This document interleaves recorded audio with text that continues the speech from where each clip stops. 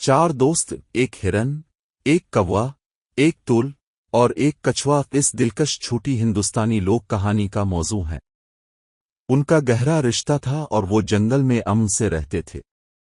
हिरन को एक दिन एक शिकारी ने पकड़ लिया। दोस्तों की तीनों ने मदद करने का फैसला किया।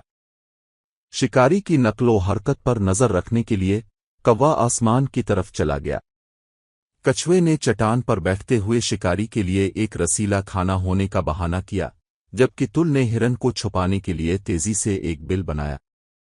हिरन छुपने से बाहर निकलने में कामयाब हो गया जब शिकारी पीछे हट गया और कछुए का पीछा करने की बजाय इसके पीछे चला गया। कौवा नीचे उड़ गया और कछुए और तुल के पास पहुंचते ही इसे एक चूंच दिया।